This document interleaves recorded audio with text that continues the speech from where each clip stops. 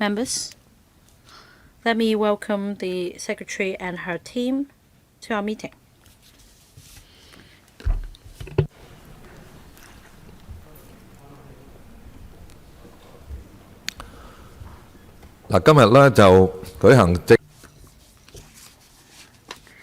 Right, this is a policy briefing.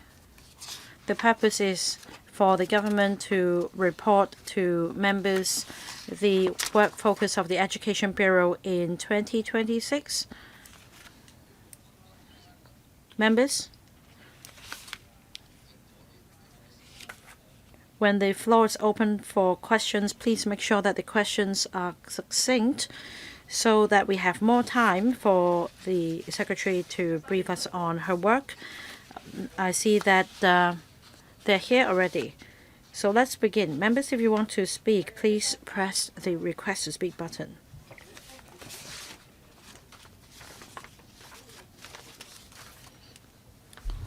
Let me read out the names of members in this order. Mr. Tang Fei, Mr. Dennis Leung, Lam Chun Sing, Moon Kit Rock Chen, William Wong, Andrew Yao, Michael Ngai. So members will speak in this order. Questions and answers, I'll give each one 4 minutes. But before we begin, let's invite the Secretary to brief us on the paper. Over to you, Secretary. Thank you, Chair.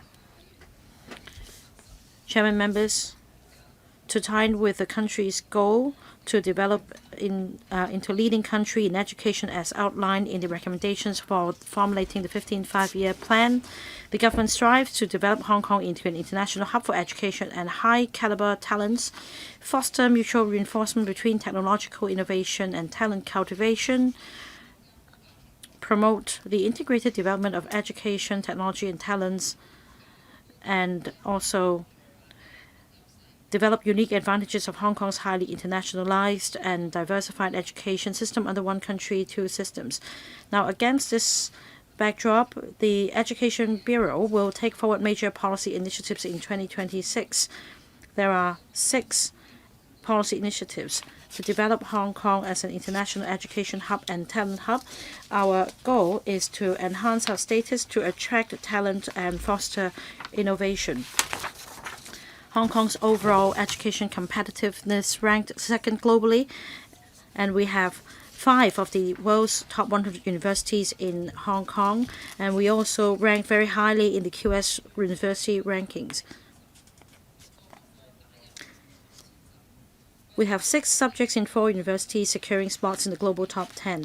This forms a very solid foundation for developing Hong Kong into an international education hub.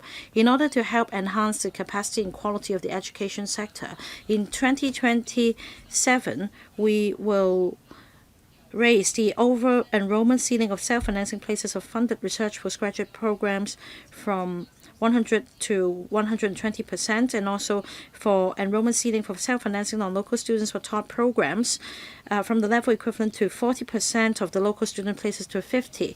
In order to take steady steps to attract more non-local students to come to Hong Kong and study in Hong Kong, we have set up the task force on study in Hong Kong, bring together the UGC, ITI Bureau, Hong Kong Talent Engage, ETOs, etc. to achieve synergy in order to promote the higher education in Hong Kong. We fully support the UGC's hosting of the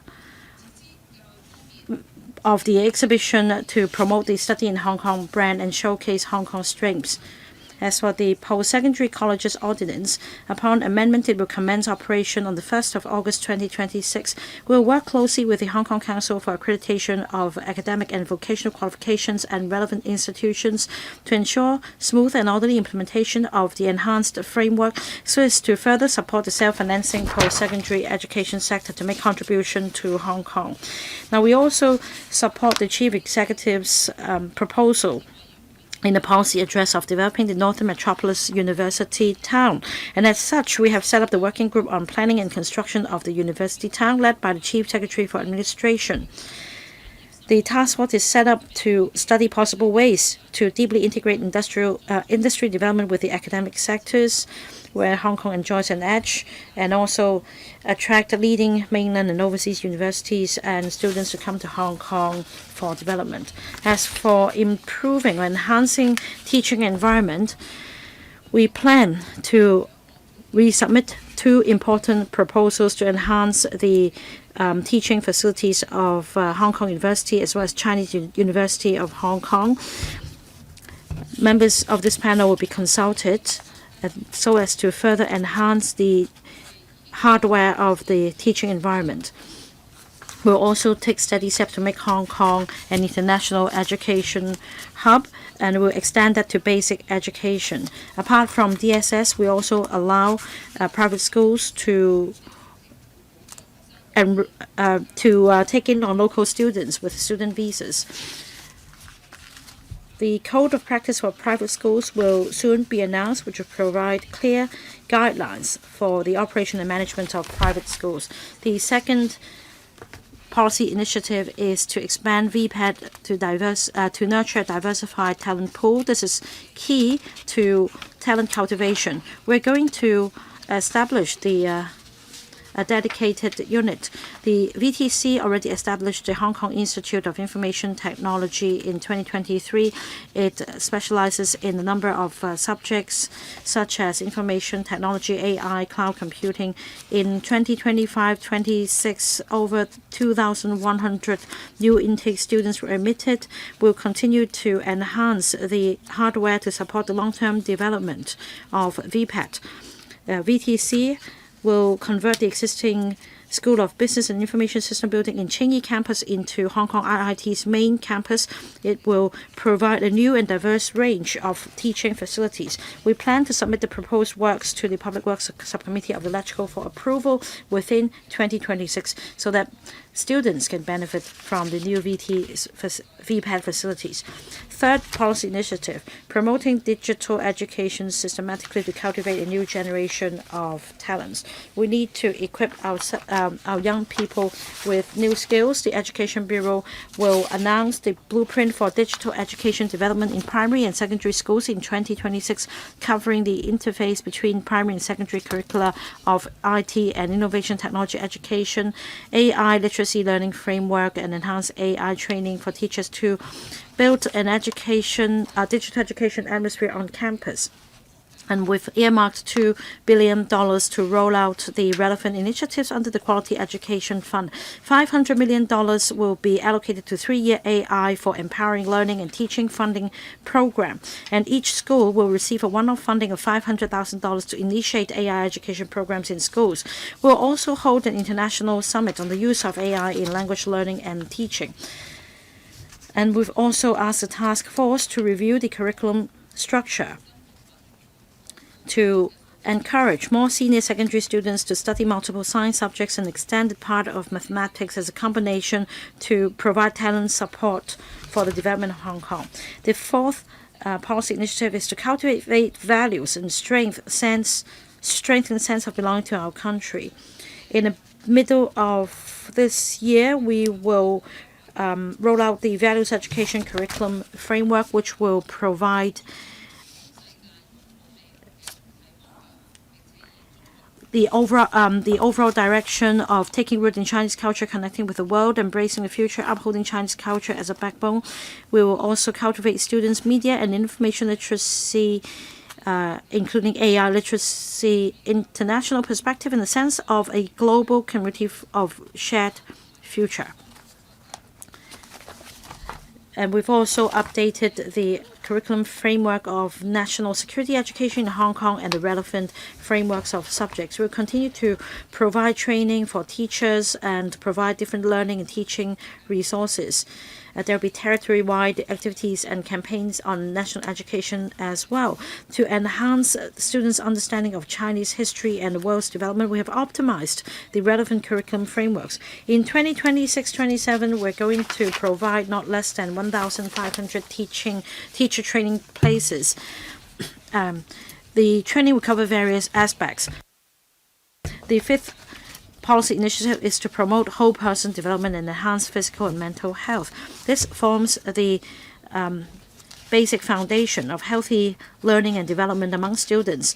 We will provide cross-sectoral and cross-departmental support, including the 4Rs Mental Health Charter, so as to help students build resilience and develop good interpersonal relationships. Over 800 schools have joined the charter. In the 25-26 school year, resilience is the core theme. We provide schools with more services, activities, and courses. We've also launched the mental health literacy resource packages suitable for students at different learning stages. And we will also work with the Health Bureau. We've put in place the 3-tier school-based emergency mechanism in all secondary schools. We will extend it on a trial basis to primary 4 to 6 in the 2025-26 year to help identify students of need in primary and secondary schools and provide support to them. Key stakeholders also include parents. They are important partners. In the 2025-26 school year, we will launch the Workplace Parent Education Program to encourage working parents to participate in parent education. The sixth initiative is to strengthen professionalism of teachers and nurture high-quality teaching force. The quality of teaching is key to the quality of education. We'll continue to provide systematic training to ensure quality of our teachers. Now, on cultivating good values, we will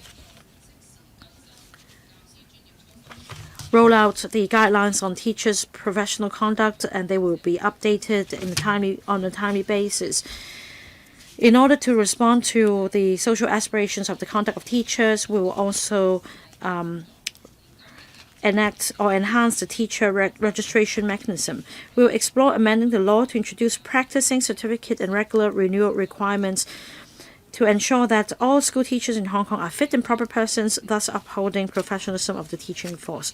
We will consult the panel on education in February this year, and we also plan to submit this bill to LegCo in the second half of 2026 for consideration. I look forward to in-depth discussions with the panel members to enhance the proposal.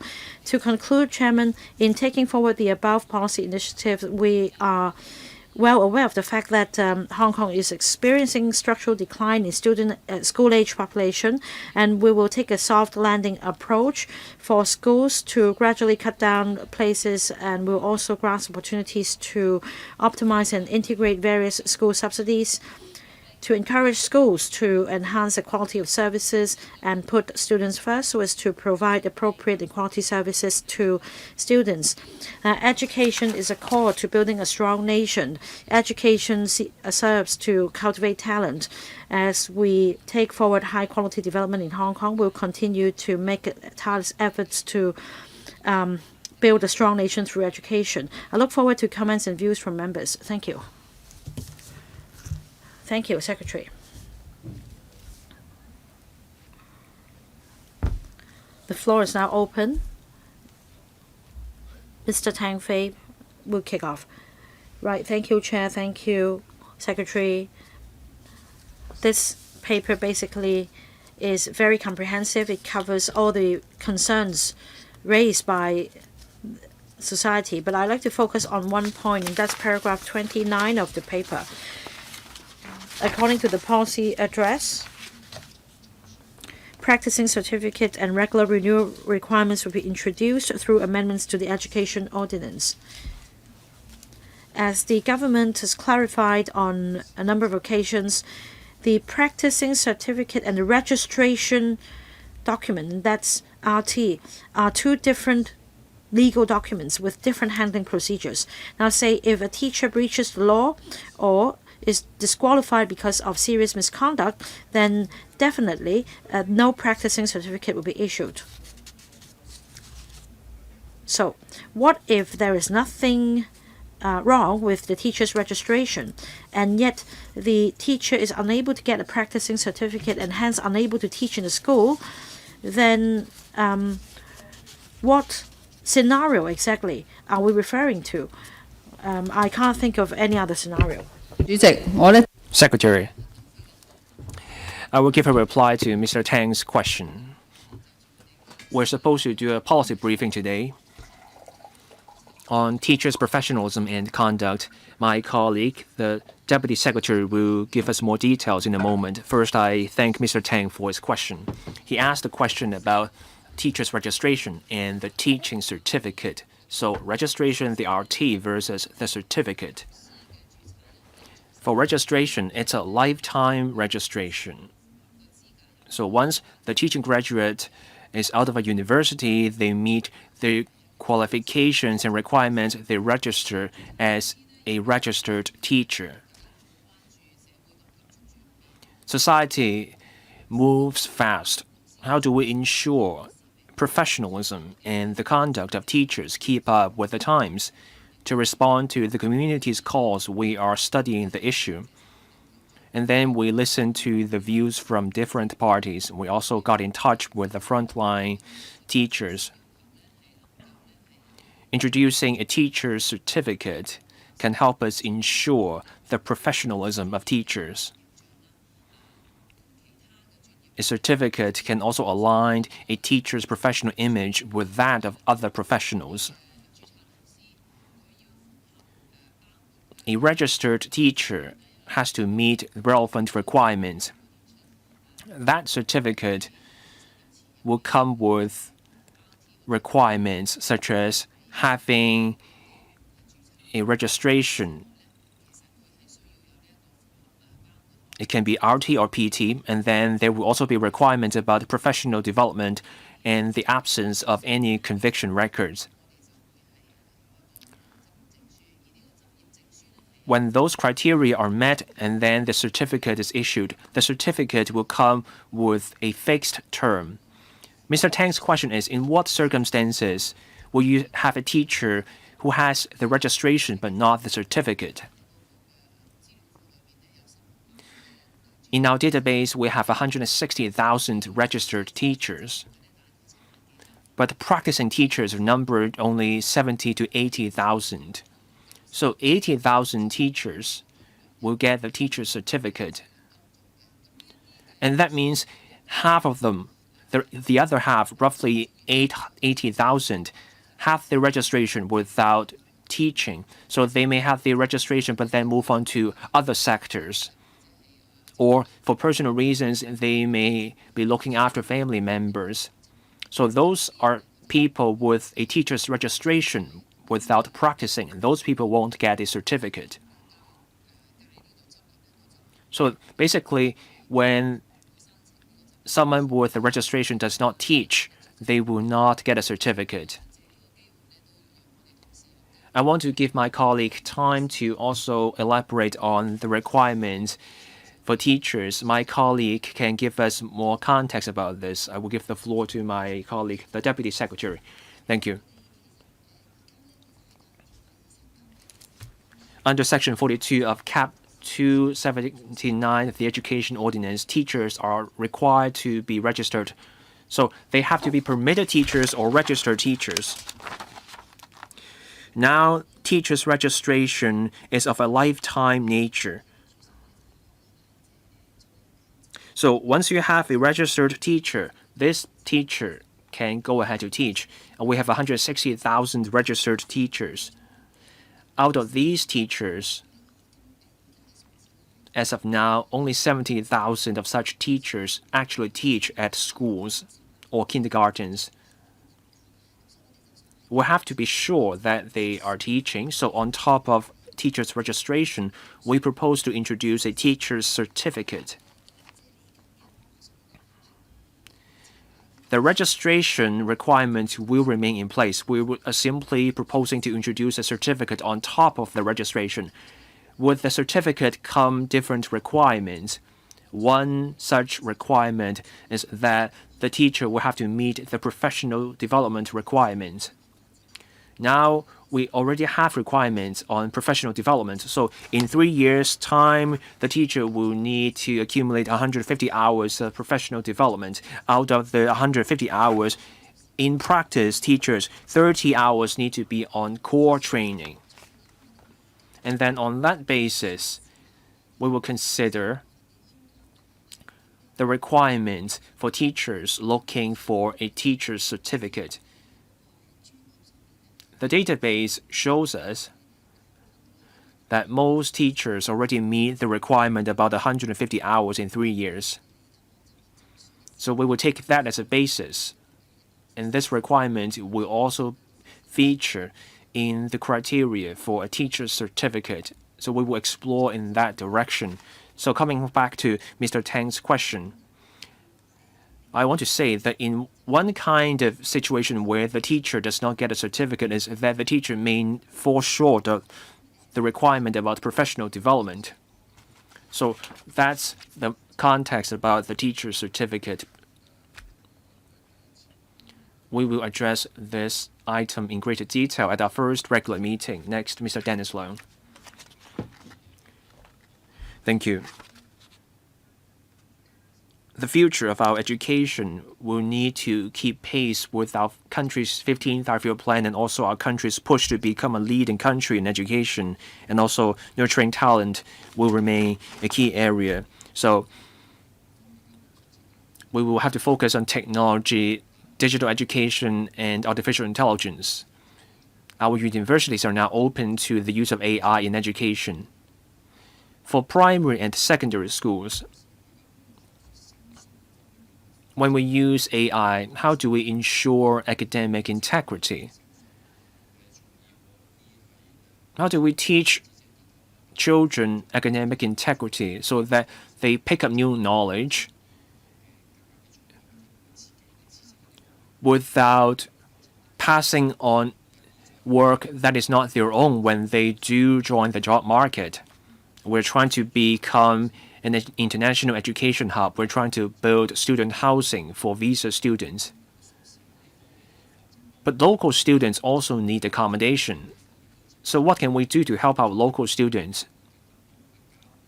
How do we ensure more interaction between local students and their foreign peers?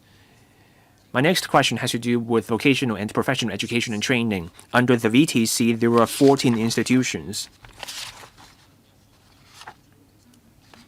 With so many member institutions under the Vocational Training Council, how do we ensure targeted application of resources and hardware to nurture more VPAD talent to support Hong Kong's growth? I would like more details on this. Secretary, please. Thank you. Mr. Leung asked questions about digital education. The Undersecretary will have more to say about this, especially on secondary and primary schools. On academic integrity, we do focus on information literacy in our curriculum. So when students use technology, including artificial intelligence, they do have to stick to rules about academic integrity. The Undersecretary will elaborate on that for primary and secondary schools in a moment. On our effort to become an education hub, Mr. Leung asked about the supply of student housing. His question was how our universities can meet the needs and also ensure both more visa students come here and also ensure how we get good students to come here. The Secretary General of the University Grants Committee will have more to say about that in a moment.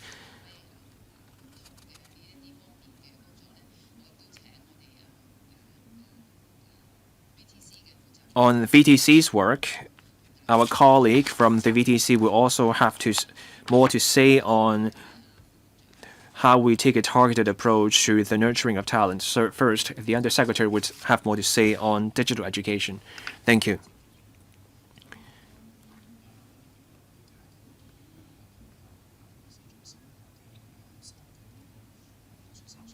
On teaching primary and secondary school students academic integrity, last January, we set up a steering committee on the strategy for digital education.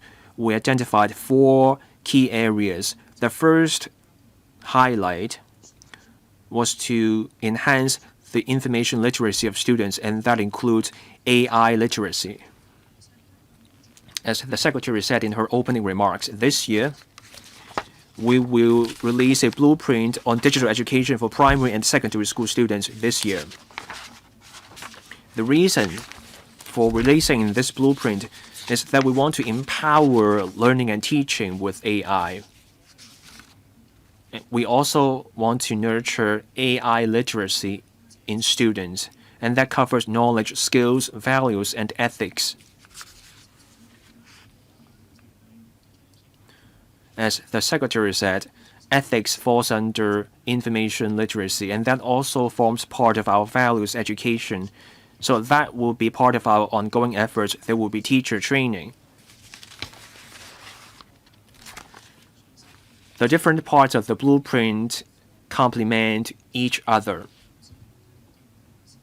As we make greater use of AI, we will also stress the proper and ethical use of AI and technology. So that would be a key area in our work. Mr. Leung's questions also involved the work of universities. I want to give a brief reply here. We're also reviewing the senior secondary math and science subject. One preliminary area we're looking at is the calculation of scores for university admissions. So we have the extended parts of math and also the optional parts of science subjects at the senior secondary level. And then there's the curriculum for mathematics and sciences at the senior secondary subject. Our goal is to attract more students to elect to study more math and science subjects, and that's a key area for our work this year. We want more students to study those subjects so that when they move on to tertiary education, we will get more science and tech talent. I want to ride on Dr. Jeff C's remarks. We have laid down key performance indicators for universities. At least 35% of the programs offered by universities have to be related to STEAM, and universities have met this target. I now invite the Secretary General of the UGC to tell us more about accommodation. Thank you.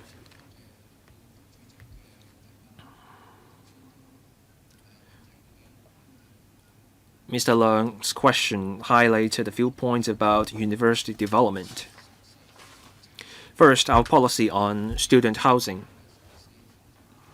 and also the Student Accommodation Development Fund.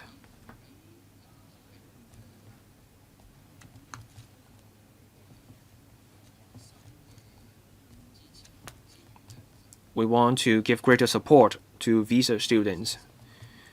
The government also cares about the need of local students. For UGC-funded universities,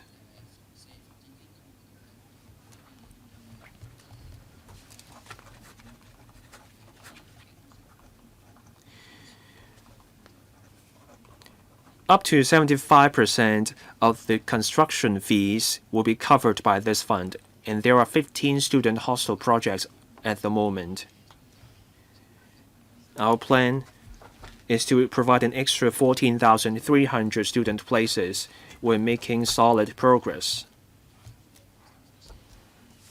8 student hostel projects are now completed. We now offer 7,783 places. For the other 7 projects, those are under construction. Those universities are expected to complete those projects, and that will mean an extra 6,500 places. On the allocation of those places, the Education Bureau and the UGC are working closely with the universities, and we will give members further update down the road. For now, we want to allow universities greater flexibility in using their resources. Accommodation needs vary from one group of students to the next.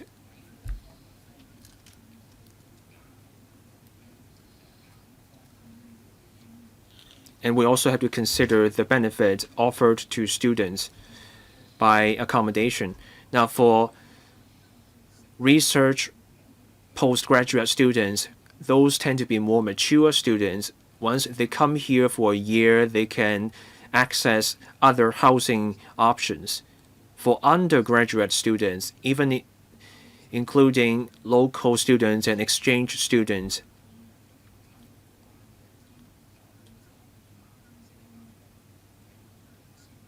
those students will have a greater need for accommodation, for education, and social purposes.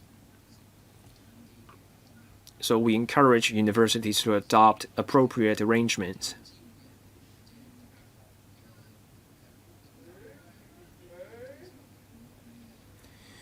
Education centers, especially the leading ones around the world, adopt a variety of means to address student housing needs.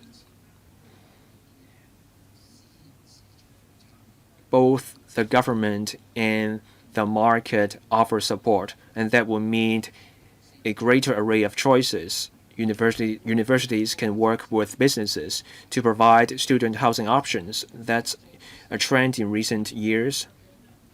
Universities can also rent flats from the market, and those institutions provide information on such options. We are in touch with universities on this so that they can take a multi-pronged approach. Sorry, Secretary General. Can we allow more time for members to ask questions? We still have time in the future. We can explore this question in greater depth. We will cover not just universities, but also secondary schools when it comes to accommodation. Mr. Donald Tong, on the VTC side. Chairman, let's wait for the next member to ask his questions, and then we will give a consolidated reply if Mr. Leung doesn't mind. So we're now past 12 noon. We want to let everyone to put in the questions. So let's be mindful of the time. Next, Mr. Lam Chun Sing. Thank you, Chair. I'm concerned about the development of the Northern Metropolis University town. I hope its development can be expedited, and we should plan early. Now, once the concept was floated, many institutions staged support, but then they went back and then they had hesitation. I hope there will be specific measures to attract more institutions to set up presence there. For example, some loan scheme to support self-financing institutions or matching fund for universities to enhance their campus facilities. Would it be possible within the university town that institutions be allowed to take in more non-local students? Will there be dedicated policy within the Northern Metropolis University town to enhance the effectiveness of the policy? The next question relates to the new requirement of teachers on practicing certificate. I listened to the government's explanation. It seems to me that for in-service teachers who are already teaching, it would be easier for them to meet the requirement. Regarding continuous professional development, you need to fulfill 90 hours or 150 hours in 3 years. But I'm more concerned about those registered teachers, those who taught in schools for 2 or 3 years after obtaining the RT status, and then they might then take up another job, and then they wish to come back to schools to teach. And there are also graduates who didn't take up a teaching job in the first place. They would like to go back to schools later on. So for the registered teacher requirement, it's supposed to be good for life, and then you have a new round, a new requirement, a new mechanism is put in place. And these groups should not be left out. There should be a revolving door mechanism to welcome them back to the education sector. 2 questions. Secretary, Now, Mr. Lam asked the first question about the Northern Metropolis University Town, be it UGC-funded universities or self-financed institutions. We adopt a self-financing model. So the government definitely will consider different options such as loans. And we have 3 sites, one in Hung Shui Kiu, the other in Yau Tan Mei, and also NT North. The first site to be rolled out will be the Hung Shui Kiu site. And the government is now discussing for the loan scheme to be rolled out, so as to provide financial support for institutions to set up presence there. Next, about the practicing certificate requirement for teachers. My colleague just now already explained the mechanism. We have taken into consideration newly joined teachers, in-service teachers, as well as rejoined teachers. That is, teachers who used to teach in schools, they left the teaching force, they would like to rejoin the force. In fact, next week there'll be an item for discussion, and we will explain this to members in greater detail. Well, perhaps in a moment when we have time, we can elaborate on our answer. On VTC, I would now like to give the floor to the VTC representative, that is Mr. Donald Tong, to speak on that. Mr. Tong, Chairman. I thank member for the question. First, on resource allocation.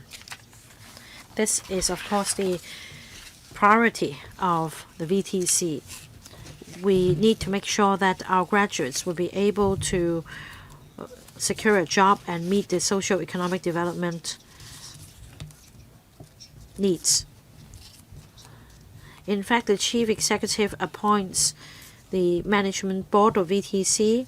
These members comprise senior government officials from the Education Bureau as well as the TID and the Labor Department.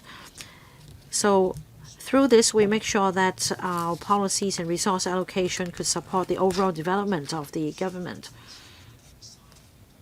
We also have a 3-year or triennial plan and an annual work plan, which includes the resource allocation proposals. These plans will be submitted to the relevant policy bureaus, including the Education Bureau, for vetting and approval. Now, indeed, we have 14 institutions under the VTC, covering all trades and sectors in Hong Kong. They have different functions. For example, on degree places, we have the Technological and Higher Education Institute of Hong Kong, or the I. We are planning to convert it into a University of Applied Science. We also have another institution called SHAPE, or School for Higher and Professional Education, which collaborates with overseas universities in the provision of degree places in Hong Kong. So for sub-degree holders who wish to further their studies, they could get a degree through these part-time courses. We also have the Culinary Institute, the Chinese Culinary Institute. So not to mention the Hong Kong Institution of Information Technology. This is the latest institution to help groom R&T talents. We also have the Hong Kong Design Institute. So indeed, we have many member institutions specializing in different disciplines. Apart from providing vocational training for students, we also attach importance to training in-service practitioners. And all plans will be submitted to the government for approval before they are put in practice. And let me also add that our work supports the needs of socio-economic development in Hong Kong. And we have the 25 industry committees comprising 500 members, and these members include government officials, professionals from different sectors, as well as the C&I sector representatives.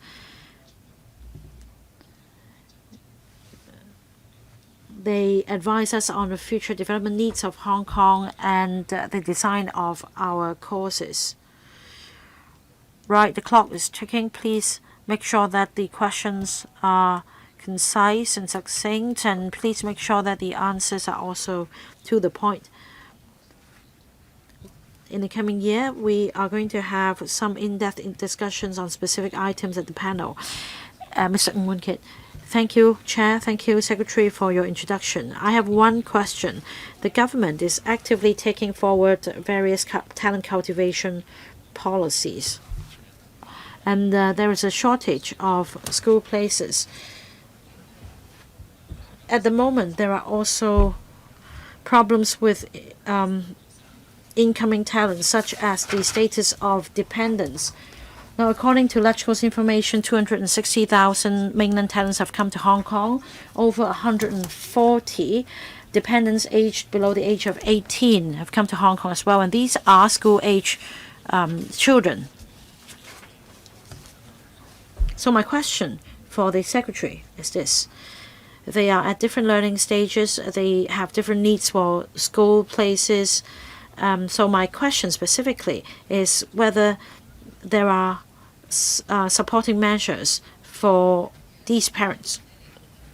Secretary, about the dependents coming to Hong Kong, they come to Hong Kong on the strength of visas, so they are the same as local school children.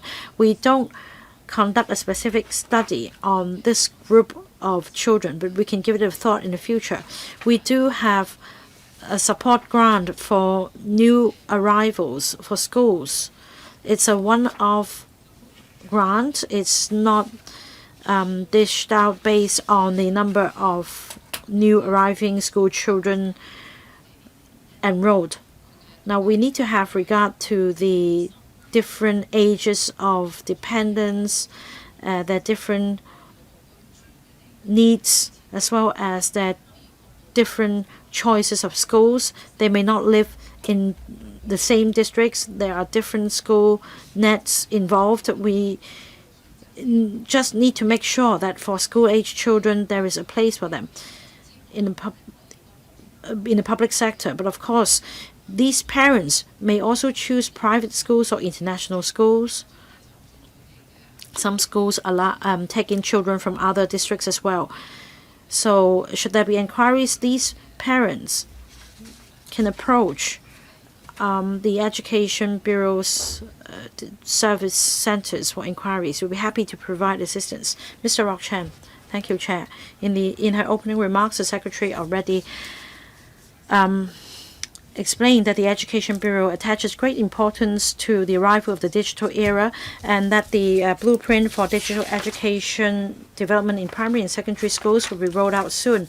I strongly support the Bureau. Now, my question is on VPAD. Like Mr. Tong said, among the VTC courses, will you incorporate AI in them? Because when it comes to talent cultivation in the future, AI will be a prerequisite. It's a core skill. The second point is about the University of Applied Sciences and their appeal, especially the prospect of graduates. Will you consider rolling out policies to strengthen collaboration between the University of Applied Sciences and the manufacturing sector in the mainland? There is a strong manufacturing base in the mainland. So students that will have better prospects, will you consider rolling out such collaboration initiatives? Secretary, I will start by taking the second question, and then Mr. Donald Tong from the VTC can tell us more about the incorporation of AI in their courses. On universities of applied sciences, the current government is making a major effort to promote such universities. We have 2 such institutions at the moment. And then two other institutions are moving towards this direction, and together they form an alliance of UASs. Mr. Rock Chen also asked about career options for graduates. Past surveys showed that graduates of applied sciences actually had an easier time finding work. So we have to redouble our effort to promote applied sciences. Universities of applied sciences offer programs closely linked to the needs of industries. So all those programs are grounded on real needs. UASs will, as the members said, work closely with industries. We have our country support and we are part of the Greater Bay Area. So our institutions are building ties with industries.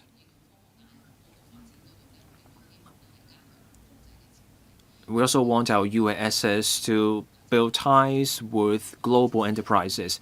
Now I invite Mr. Donald Tong to tell us more about the VTC programs. Thank you. The question was about AI and information technology. Indeed, these areas are a mandatory element for all VTC students in their learning experience. AI was made a key part of our development strategy. We got the green light from the government. And then on that basis, AI is now part of the consideration for our facilities and teachers training as well as programs for students. We have 7 major disciplines: engineering, information technology, design. Whichever area you look at, there's a need to learn to use the AI-based tools. Different platforms are involved, so we provide training based on those different needs. We adopt our country's platforms as well as foreign platforms to enrich the knowledge of our students. Professor William Wong. Thank you. AI technology moves fast. The technology transforms education. Our country has an AI Plus action plan. With that in mind, will the Bureau proceed with a systematic reform or review of our primary and secondary schools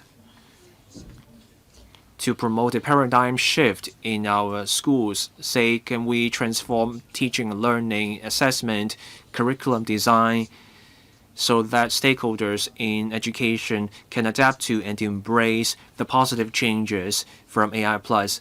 That way, we enhance the quality of our education, and our education will stand out. Secretary. Our education is highly internationalized. It's diversified, and we embrace our country's development. We're closely watching the AI Plus action plan. The Steering Committee on Digital Education attended the conference on digital education held by our national authorities for 2 years in a row, so we are up to date on this front. The member asked about the systematic review of our curriculum systems. This is already underway. For mathematics and sciences, programming for senior primary and also AI for junior secondary levels, a review is going on. That's to ensure our science subjects keep up with the times, and we lay a solid foundation for our students in mathematics and sciences. Now on learning, teaching, and assessment, there's extensive teachers training on this. Over the past 2 years, we provided more than 17,000 places on digital education's application in classrooms. The training also covered AI-related skills. There are ample opportunities for teachers to pick up the skills. We want our teachers to find out more about these skills and apply these skills. On school management and facilities, we also encourage schools to keep up with the times. As the Undersecretary said, we have set aside funding for schools to modernize their facilities.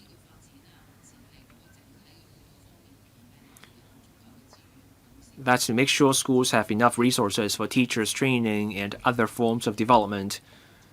And there's also support for teaching materials so that we can speed up this upskilling of teachers. Chairman, a follow-up question on the use of AI in teaching, learning, and assessment. Technology will free up time for teachers and students. Now that the time is there, how do we use that time to enhance the education sector as a whole? Maybe she cannot give an answer off the top of her head. That's fine. AI fosters interaction between teachers and students. AI gives you faster feedback. But the feedback is not the end of the story. AI gives you faster feedback, there will be more frequent contact, and students will make more rapid progress. That means we're all busier because of computers. Mr. Andrew Yao.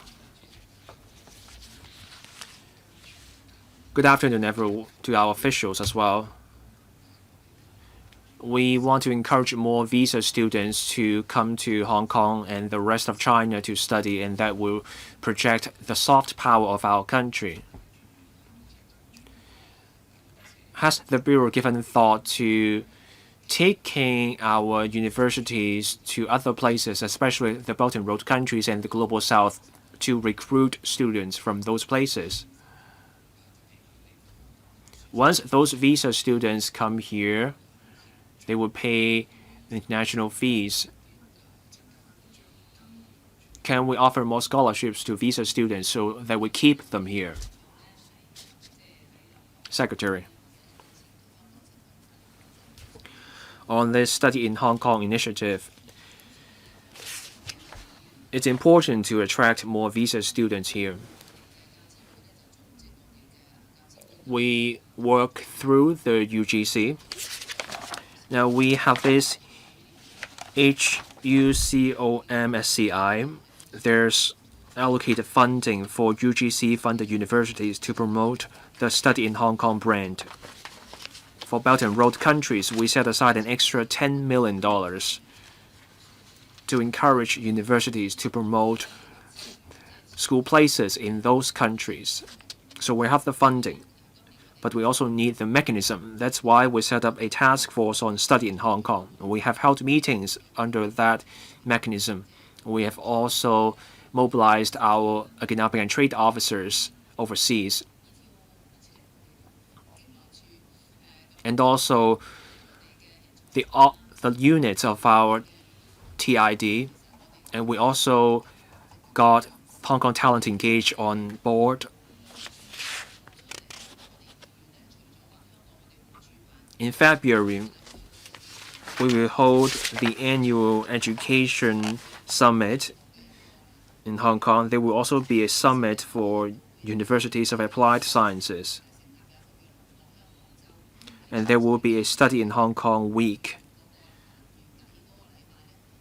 In the final week of February, all those events will proceed together to promote studying in Hong Kong. The other part of the question has to do with visa students who come here. We want a more diverse student makeup. So we have put more money into scholarships. And that means more places under the Belt and Road scholarships. It's 150 places, up from 100.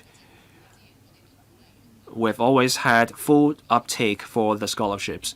Universities also offer their own scholarships to attract bright students. So we will keep working on that.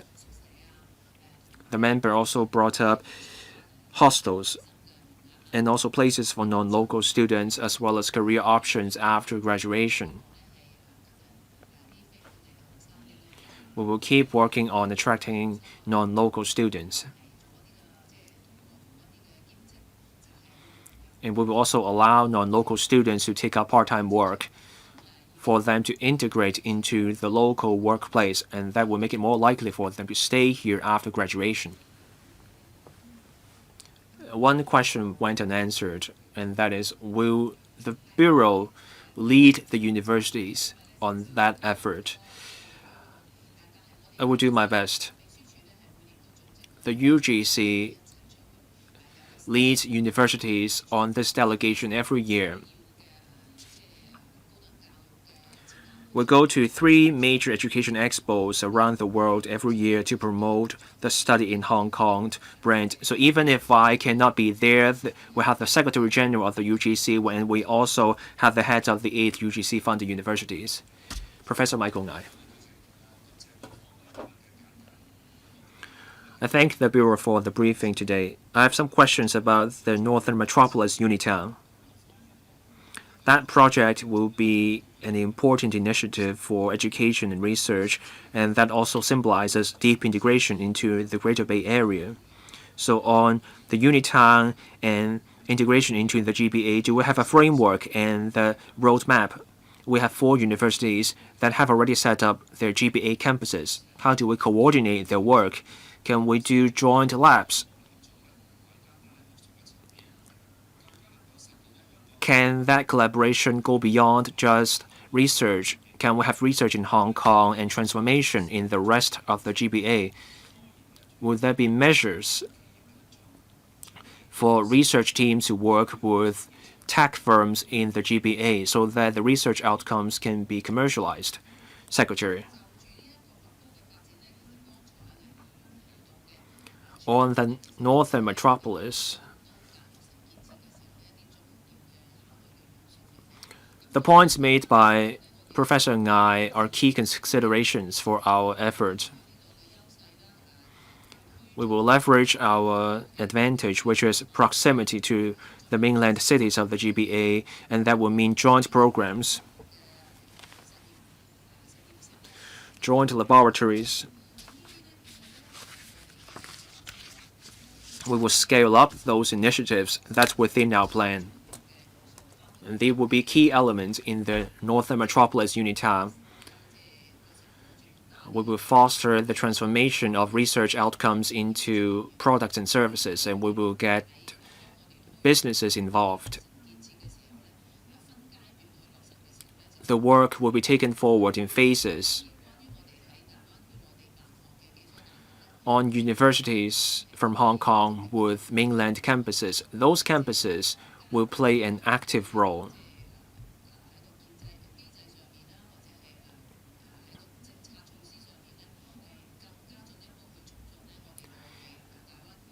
There will be policy measures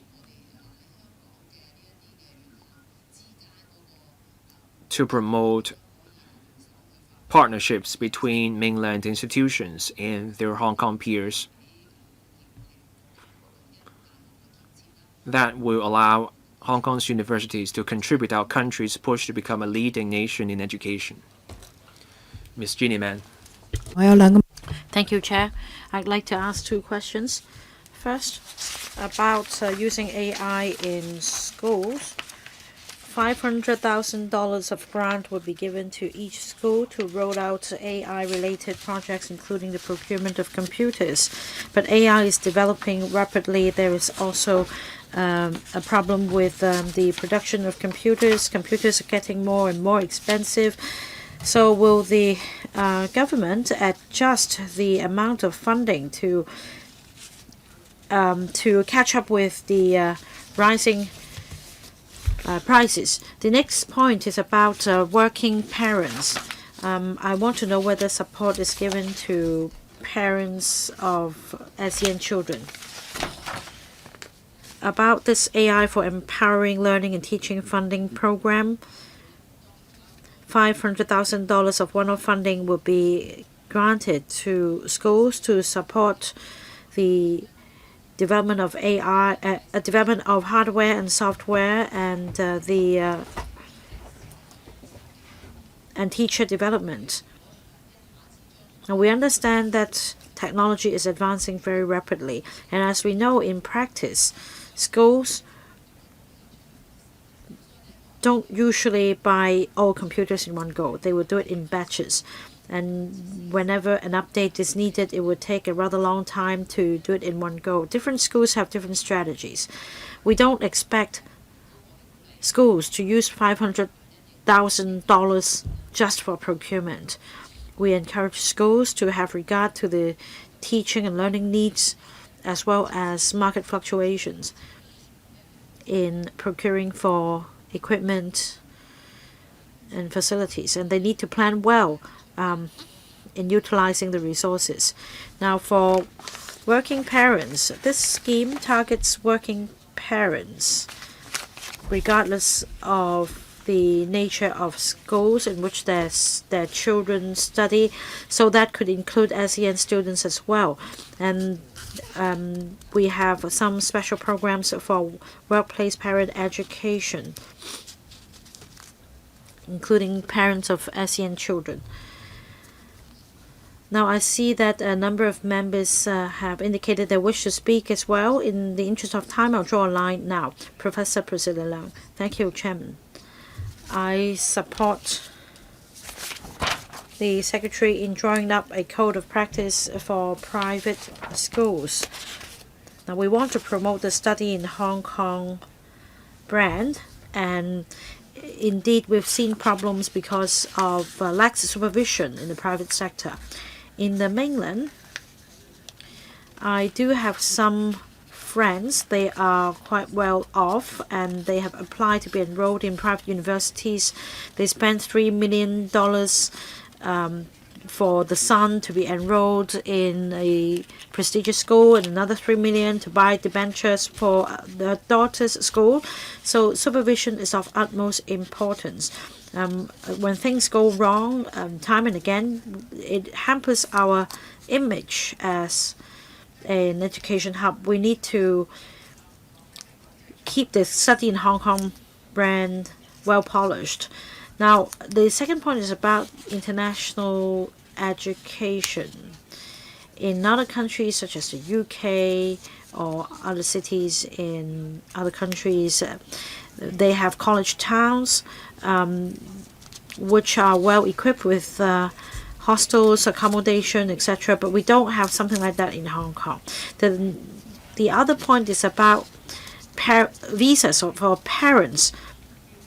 When our children go abroad for furthering studies, many parents would go along on the strength of these visas.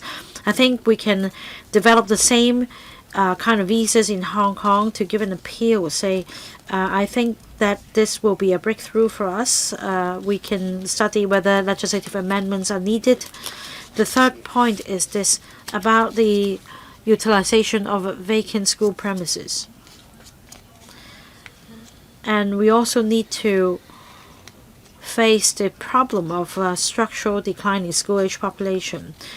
Schools need to upgrade and transform themselves. Is there assistance for these schools to undergo upgrading and transformation? And will there be transition arrangements to tide the teachers and students over? So specifically, will there be additional resources for the purpose? Right.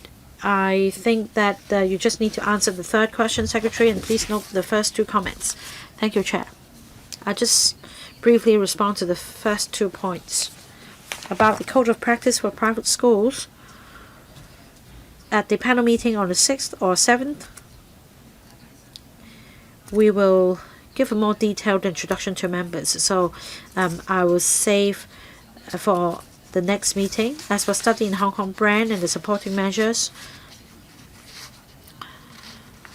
Chairman, members just now mentioned legislation and other supporting measures, and of course we will carefully study these options. Now, about the structural decline in school-age population, some schools may experience enrollment difficulties, and that involves two stages. Some schools may go for merging with other schools. Now, depending on the geographical location of the schools, upon the merger, there might be vacant school premises available. And then, if these two schools only have rather small campuses, we may allow both campuses to be used. And in terms of the soft landing for schools with enrollment difficulties, we provide different options such as merger or relocation. They can move to a new district or they may cease operation. And about cessation, once that appears, there will be vacant school premises as well. The vacant campus will be kept by the Education Bureau as long as the facility can be used by an aided secondary or primary school. At the moment, there is no such vacant school campus. As you can see, once vacated, the facilities are usually returned to the Lands Department and the Planning Department. It will fall into a central list, and subject to any other proposed uses, they'll be put on the list for application to be used for other purposes. And that's how vacant school premises are dealt with centrally. Next, Dr. Elvin Lee. Right, thank you, Chairman. Thank you, Secretary, for the very detailed introduction. I have two questions. The first is about promoting the culture of reading. The Education Bureau attaches importance to this matter. And then last year in the mainland, a new law was introduced to promote reading for all.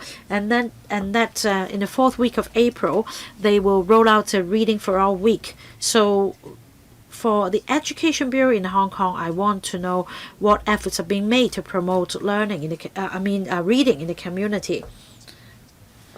As I understand, people no longer keep the habit of reading once they leave schools. We emphasize reading for the purpose of learning, but we don't emphasize reading as a habit. So this reading rate drops drastically once people graduate. So it's important to promote reading. The second question is about review of the curriculum, and I note that last year the Secretary explained in the Legislative Council that in light of the global development and our country's development, there will be a comprehensive review of the curriculum framework. Now, in today's report, I understand that the government will be proposing amendments to curriculum frameworks.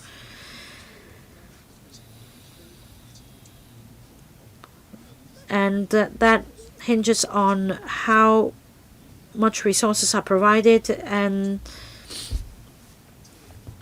how does the government make sure that this can be implemented and that it will be done in a orderly and progressive manner, and there will be sufficient time for the schools to achieve the best teaching and learning effects once the new curriculum frameworks are implemented. Secretary, on promoting reading, the Education Bureau has been sparing no efforts. In fact, since year 2000, we have repeatedly emphasized reading to learn and learning to read for the past 20 years, and we've also made a lot of efforts in promoting reading in schools to enhance students' literacy and cultivate the interest of reading among students. Lifelong learning, self-learning, after all, are all about the habit of reading. Now, the member is concerned about reading for all, and that is the culture of reading in the community. Apart from promoting reading in general in schools, We also work with other stakeholders in various studies. It's been confirmed that if you have a collection of books in your home, it will be conducive to the cultivation of this reading habit. So our next step is to go further. In fact, schools already have different programs such as exchange of books and other ways to help students get into the habit of reading. I look forward to working with other stakeholders on this matter. As for the enhanced curriculum framework, members are concerned about the supporting measures. For secondary and primary schools, we are in the phase of continuous optimization of the curriculum framework. Now, this is not the same as the education reform launched in year 2000. On a continuous basis, we update and enhance the curriculum framework. Teachers are well equipped with the content of the framework, but we make continuous improvements. For example, the humanities subjects, history, geography, and in primary schools, humanities subjects, and also junior secondary school, junior secondary and senior secondaries, CSD subjects. And meanwhile, we maintain close liaison with frontline teachers and panel teachers as well as publishers. So as you see, after announcing the updated framework until implementation, there is a gap of about 2 years, and meanwhile we have conducted numerous seminars, and we've also met with textbook publishers. We want to provide the best materials to support the students' learning. Next, Mr. Wu Yingpeng. Thank you, Chairman. I thank the Secretary for her introduction. We just discussed the ample education resources in Hong Kong to attract international students to come. I hope that these graduates will stay in Hong Kong for further development.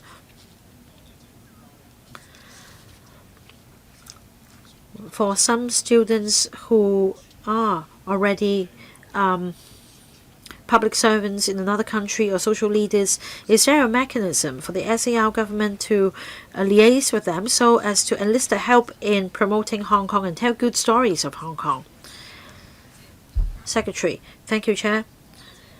Hong Kong is an open city. Many students would study in Hong Kong and then go back to their own countries to further their development.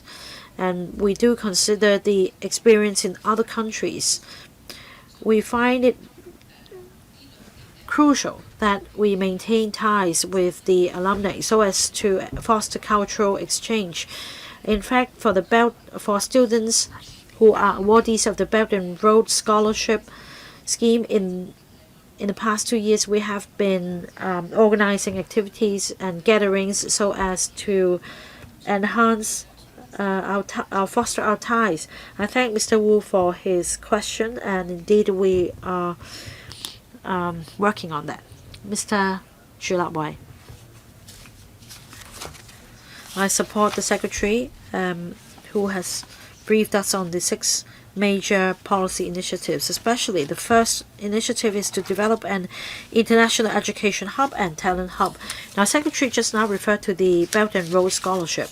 In the past 3 years, I understand that the scholarship has been very popular. All places were taken up, and some young talents from Belt and Road countries have come to Hong Kong because of the scholarship. However, no data is available as to how many of them would go back to their countries or how many of them would take root in Hong Kong.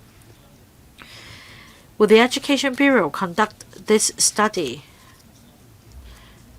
and see how many of these scholarship awardees would take root in Hong Kong?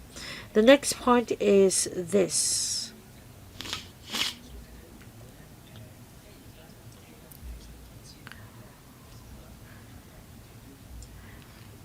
the scholarship may be granted, but afterwards, no special requirement will be imposed. In the future, can you ask the awardees to give an undertaking that in the future, when they go back to their own countries, they would help promote Hong Kong so that we can continue to attract talents to come? Secretary, on the Belt and Road scholarships, on how we get those awardees to stay in Hong Kong, there have been policy measures. So we have the IANG, Immigration Arrangements for Non-Local Graduates. It's now been extended to 24 months from 12 months, meaning those graduates get to stay here and look for a job for 24 months, up from 12. And then they could put down their roots here. These non-local students can now take up part-time work offered by Hong Kong businesses that will help them find out about the local workplace, and that will encourage those students to stay here.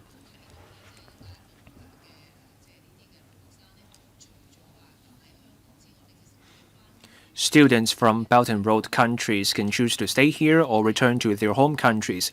There, they can also play a key role.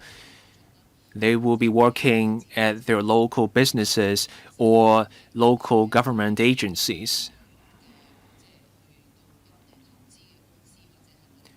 Those graduates may also work in a firm set up with investment from Hong Kong. Because those students spend time in Hong Kong, they are more aware of how we operate here. So those graduates will be part of our global networks. So we don't just expect those students to stay in Hong Kong. We also focus on this network of graduates from Hong Kong. We're working through Hong Kong Talent Engage to remain closely in touch with those graduates. There will be more events for awardees of the Belt and Road scholarships.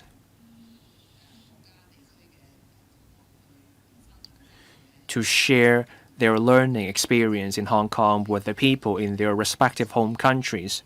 Now, on strings attached to the scholarships, whether we will ask those students to stay here, we don't have such plans. We just want the brightest and best students to come here.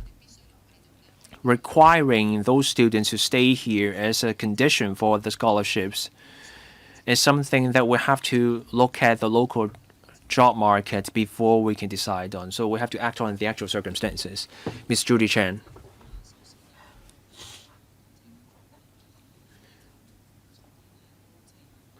I thank the Secretary for the thought and energy she put into the work. On idol school premises, I have some bold proposals.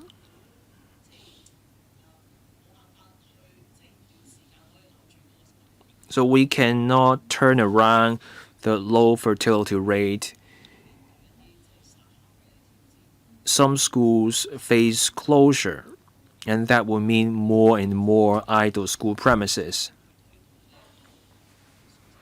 We all want to drive the digital economy.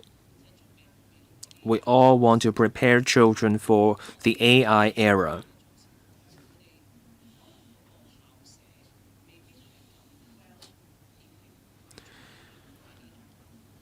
Primary and secondary schools may not be well equipped for AI education. Given that, can we find just one idol school in each district and turn that into an AI learning center? Think about 3D printing and cutting. Not every school can afford such equipment.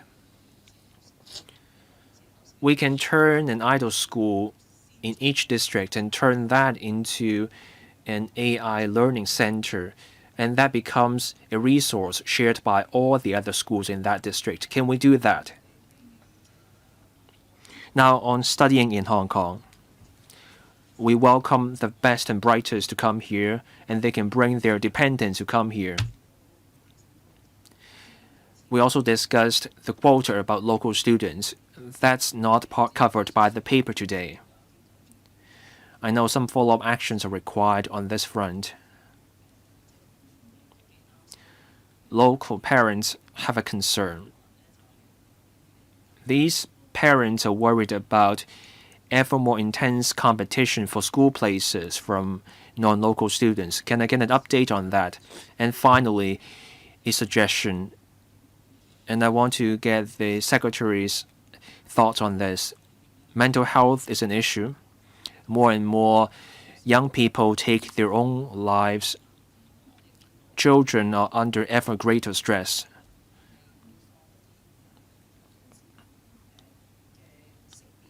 Some mainland schools install AI-enabled surveillance cameras. Those cameras can identify children who are upset. I know in Hong Kong, parents may have privacy concerns.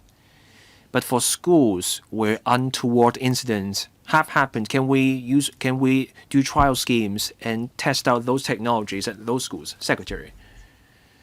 So I will try to be brief. On the first question, on converting idle school premises into AI resource centers,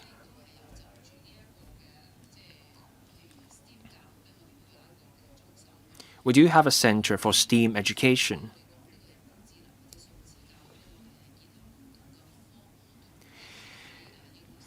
AI and digital education requires an integrated approach. We have to adopt scenarios. A pull-out approach where you get the students to go to a single center for learning goes against where AI is going. On the contrary, we want to start at individual schools, and gradually they can open up their classroom for learning. We want to encourage scenario-based learning. We try to get those schools to nurture students in that way, and then we will get success stories. So we try to avoid this pull-out approach. On school places for local students, I thank the member for bringing up this point. I want to reiterate this point. For first-year, first degrees, there are 15,000 places for local students, and that remains unchanged. Based on the census last year, we got 31,000 live births. The 15,000 places for local students will remain in place. So those are for local students. That hopefully that puts mind at ease. On mental health for students, the member suggested the use of surveillance cameras to identify at-risk children.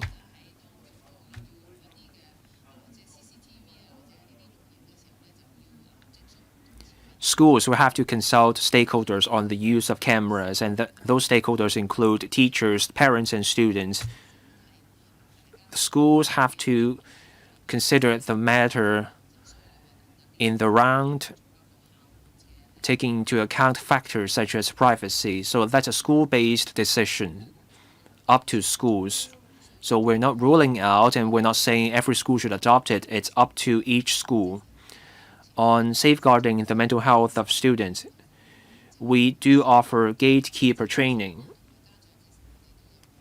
For teachers, students, and parents, we offer training courses on people who can act as gatekeepers of mental health so that those with the training can identify cases with mental health risks early on.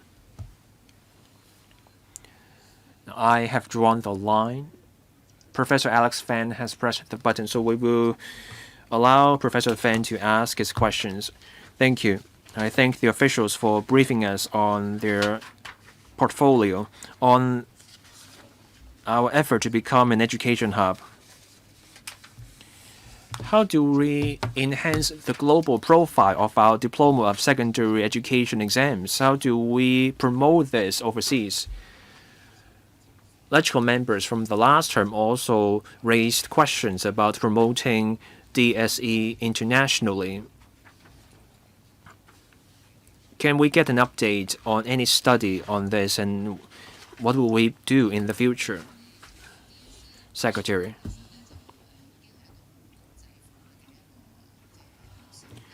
The HKDSE is a highly international exam. More than 1,000 universities across the world recognize DSE results for admissions.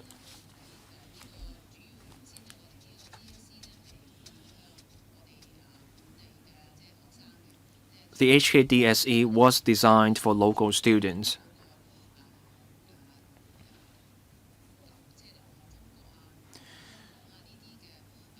Now there are efforts to draw in visa students to Hong Kong and to the mainland.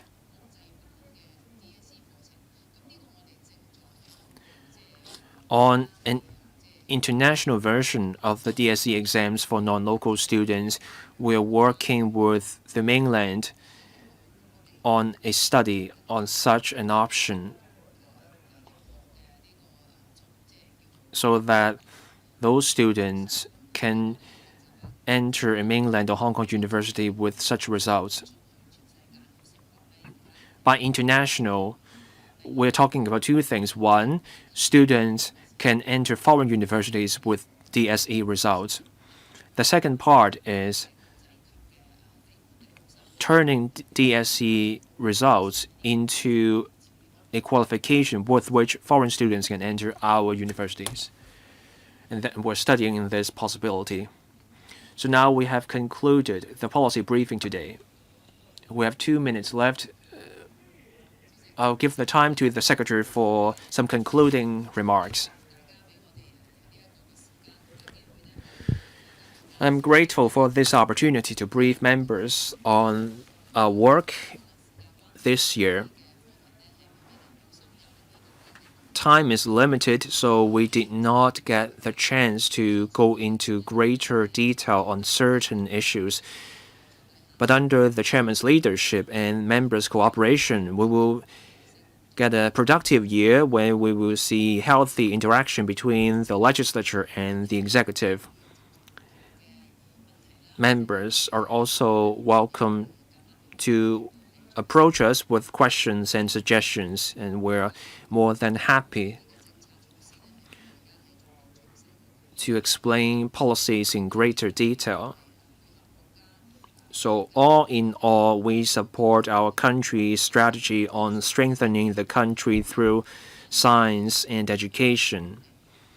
When we talk about education, it's not just about Hong Kong. We have to actively align with our country's development, and we have to meet the challenges of this rapidly changing era of technology. On curriculum design, on assessment, and our effort to become a hub for tertiary education, we will do everything we can. Challenges do exist in reality. I want to take this opportunity to extend my gratitude to electrical members for their concern. I also want to thank our teachers and school heads, and also I thank parents for their trust and support. The Education Bureau will work with all stakeholders in the years to come to achieve high quality in our education. Any other business? If not, I adjourn the meeting here. Thank you.